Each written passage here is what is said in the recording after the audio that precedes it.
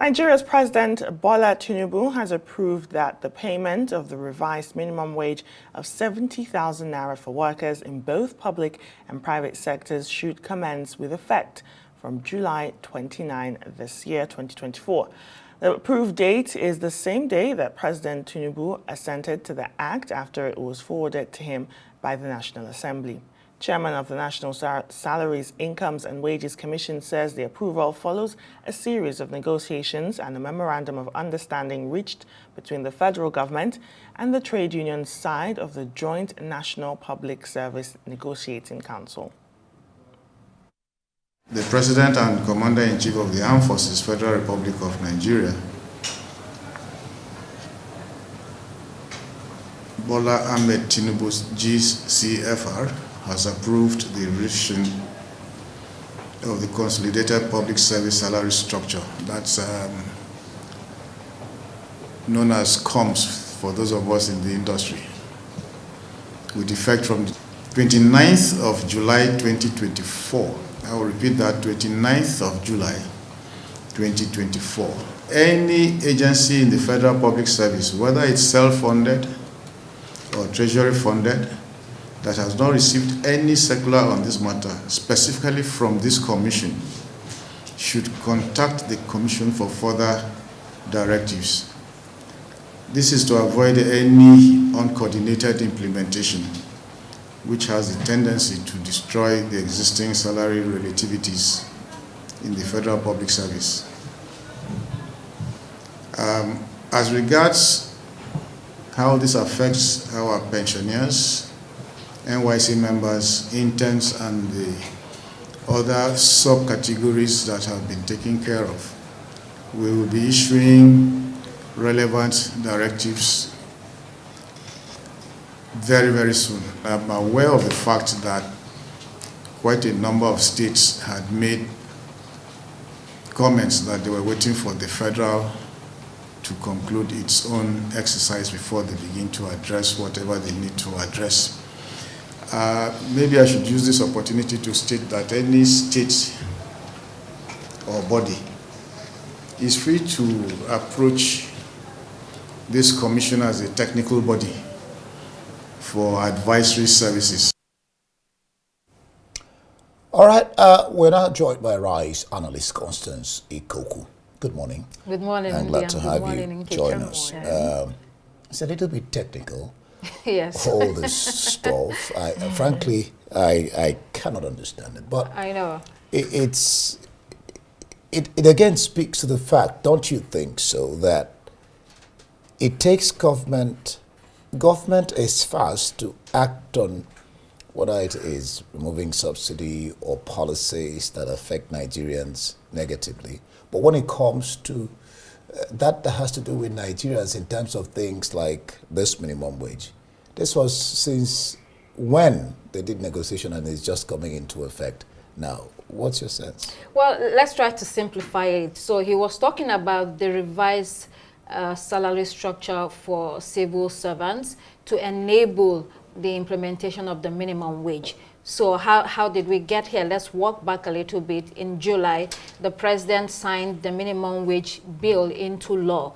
That followed weeks of intense negotiations with labor leaders in order to change the minimum wage. We remember that the Nigerian Labour Congress had to shut down the economy in order to force the hand of the government and get the president to listen to workers. At the end of the day, they were accused of sabotage and treason. They did listen to reason and called off the strike and returned to the negotiating table. At the end of the day, they were forced to swallow their pride, and disappointingly, for many workers in Nigeria, Labour accepted 70,000 naira from an initial demand of over 600,000 naira.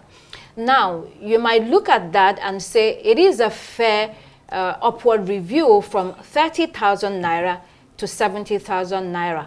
However, when viewed against the background of the economic environment and realities of today, some would consider it very little.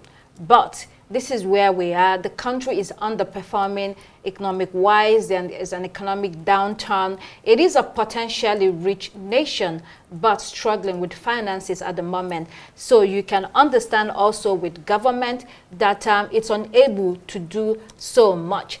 But remember that also there was an incentive attached to that 70,000 naira. The government promised that every 3 years the salary structure will be reviewed, and also promised to assist states and subnationals to pay this minimum wage. That's where we are today. Well, so many promises. 2 points.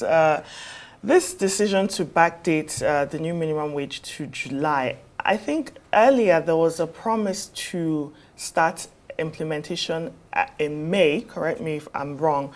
So how does this speak to the trust between Nigerian workers, the labor union, and the government? And also talking about adequate impact with this new minimum wage. I think by the time that this was decided, petrol prices had not increased like up to 300% as we have it now. So how does this really work vis-a-vis what's going on in the country? Well, you know, I already mentioned it in Kechi. It's a difficult situation, and even when you look at the announcements that were coming out yesterday from the National or Nigerian Bureau of Statistics, it says that employment rate has increased to 5.3%. Although some would say in reality it's much more than that. And then look at what the CBN and the Central Bank of Nigeria also did yesterday by increasing interest rate to 27.25%. You can understand that this is going to have a chain reaction on the economy and by extension the people. There is already a flurry of reactions being generated here. For instance, the private sector. Let's look here who is talking. The Nigerian Association of Chambers of Commerce and Industry, Association of Small Business Owners of Nigeria, Center for the Promotion of Private Enterprise. These are people who bear the brunt of these economic policies. And in unison, they have said that this is detrimental to the investment and economic growth of the country. They specifically say that borrowing could increase to by 35% or more. And so this could, you see, more bad debt for banks and other financial institutions. They have won, but these interest rates continue to be increased. And the CBN governor, Mr. Yemisi Cardoso, continues to defend the government. And I want to read specifically what he said here. According to him, and I quote, "To attract investments into the economy, efforts must be sustained to achieve a positive real interest rate. This would enhance the economy's competitiveness for international capital, thereby improving the exchange rate." I mean, you know, he is probably, some would say, regurgitating or continuing to talk about standard textbook economic policies. Businesses totally disagree with him, but he is the government, so he's making these policies, and we will have to live with it for now. This has been happening for some months now.